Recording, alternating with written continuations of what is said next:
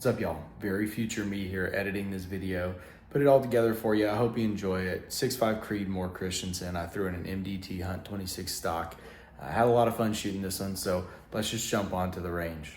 The first rounds we're going to shoot are some LRXs. We're going to start out with 37 grains of 4350.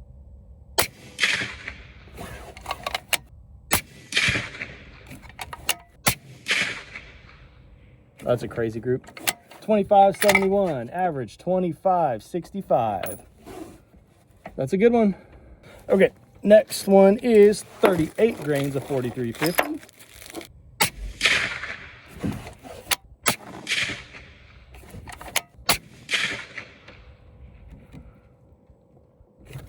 That's a really good group.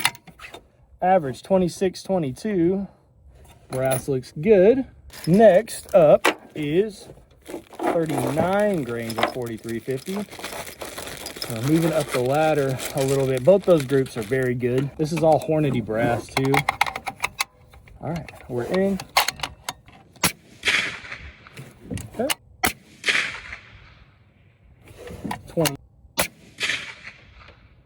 I pulled that one a little bit, but 2688.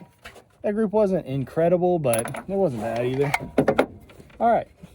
What comes next? 40 grains of 4350. I think I pulled that one, but it's low. Okay, 2750. Average 2749. So our deviation there was not a lot. So let's just go ahead and shoot the Bergers.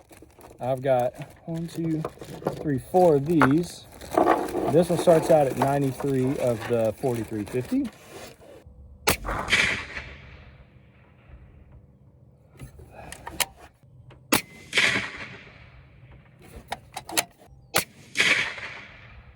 That was also low, and that was absolutely a trash group.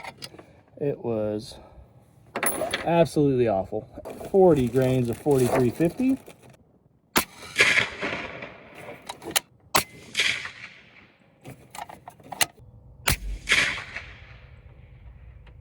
That was actually a really good group.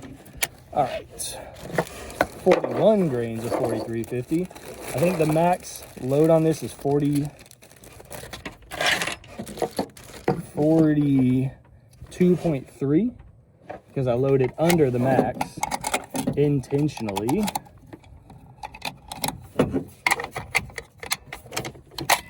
All right.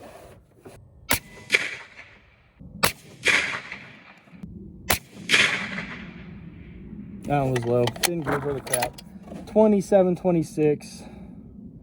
We had a spread of like 50 feet on that one. So not a good group. Let's shoot these last ones. These are 41.5 grains of 4350.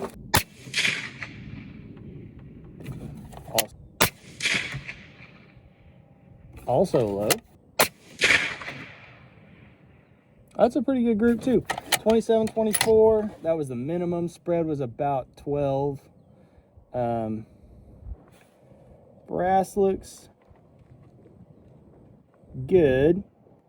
Might be a tiny bit of ejector smear there. But that's it on the 6.5 Creedmoor. So let me just show you. You probably saw the targets already, but my goodness, this rifle is a stinking tack driver. You can see there are this one, and then as you get a little bit lower here, there is this group here, and then there's another group right down here. Those are all less than an inch. This one up top here, 0.6 inches. Very, very solid group at 100 yards. And then down here, you have a 0.55 inch group, so a half-inch group, nearly half MOA with Handloads.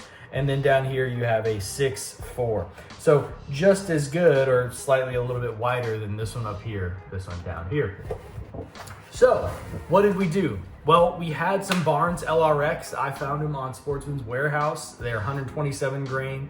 I believe they're an all copper bullet, and I wanted to test them out. I like the idea of light for caliber ammunition. And I should say, we did get a 3/4 inch group. That one's a really, really solid. Our worst group out of all of this shooting was It's 2.68, but I'll talk about that here in a minute. So I had two different bullets that I wanted to test out. They're all in Hornady head stamped brass and Federal. We had the Barnes LRX 127 grain tipped bullet, and we also had the 140 grain Berger hybrid hunter.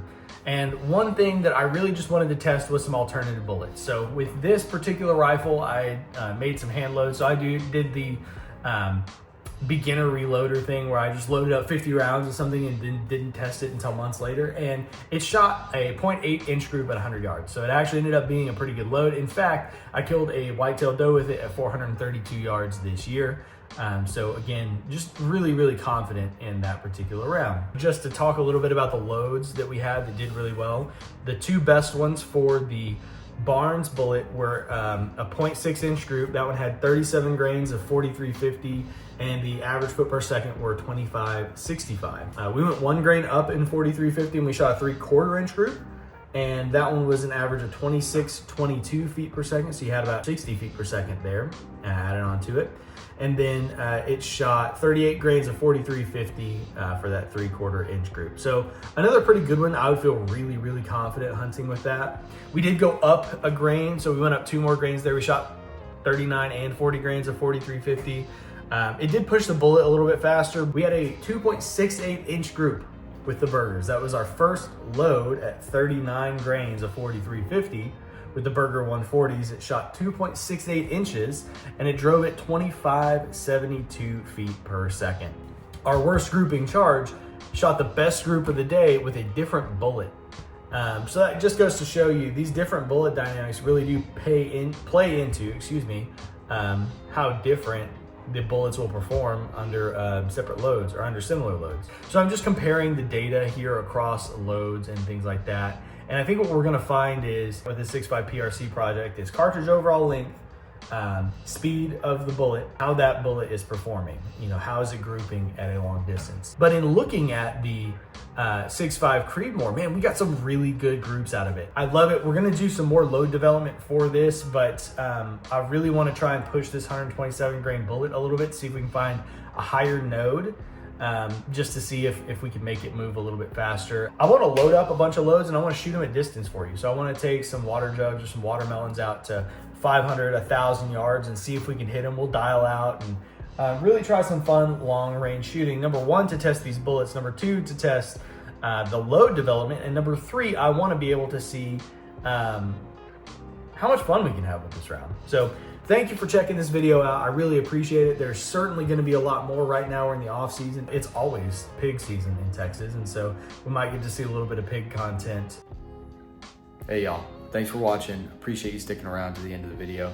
If you do enjoy it, there's another 6.5 Creedmoor video that I've already put out and a lot more to come. I've got some 308 6 ARC. I've got some 6.5 PRC that I've loaded. So again, hope you enjoyed, hope you stick around, hit a like, hit a subscribe, leave me a comment if there's any specific testing that you want to see, specific bullets or anything like that. But we'll catch you in the next one.